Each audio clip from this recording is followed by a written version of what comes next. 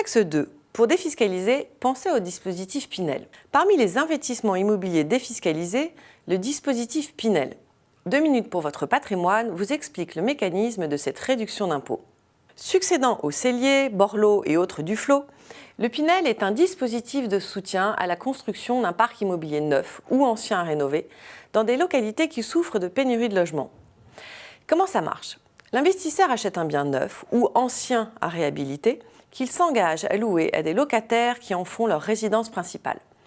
Le cadre est strict. La location est d'abord soumise à des conditions de ressources des locataires. Ensuite, elle doit respecter des plafonds de loyer fixés par le gouvernement, en principe inférieurs au prix du marché libre. Enfin, le bien doit être situé dans une zone précise. Les communes françaises sont en effet classées en plusieurs zones, de A à C, selon l'état du marché, la densité de la demande et de l'offre de logement. En contrepartie, l'investisseur bénéficie d'une réduction d'impôt sur le revenu qui varie selon la durée pour laquelle il s'est engagé à louer, 6, 9 ou 12 ans.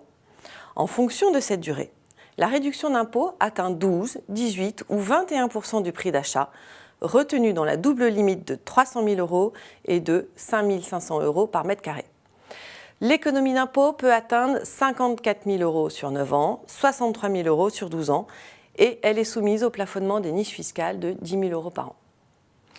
Le dispositif devait prendre fin le 31 décembre dernier. Il a été reconduit pour 4 ans, soit jusqu'au 31 décembre 2021.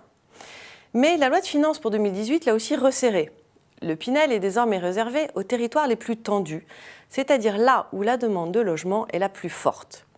Il s'agit des zones A, A bis et B1. Alors en pratique, Paris et les communes de la région parisienne ou de la Côte d'Azur et les grandes agglomérations comme Lille, Lyon, Montpellier ou Marseille, ainsi que les départements d'outre-mer.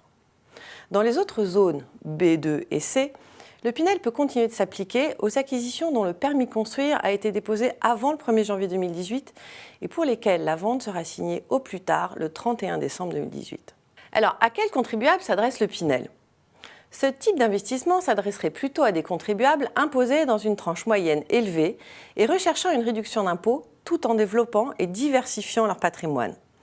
Le plus souvent, l'acquisition est réalisée grâce à un crédit pour bénéficier de son effet de levier. Mais comme pour tout investissement immobilier, respectez les règles d'or, bien choisir l'emplacement et la qualité du bien. S'agissant en plus d'une défiscalisation, soyez très attentifs à ce que la carotte fiscale ne soit pas intégrée au prix d'achat. Autrement dit, que vous ne surpayez pas le bien. La qualité du programme et la qualité du promoteur sont à cet égard des éléments à prendre en compte. D'ailleurs, les frais et commissions facturés par les intermédiaires vont bientôt être plafonnés. Un décret va fixer une limite exprimée en pourcentage du prix de revient du logement.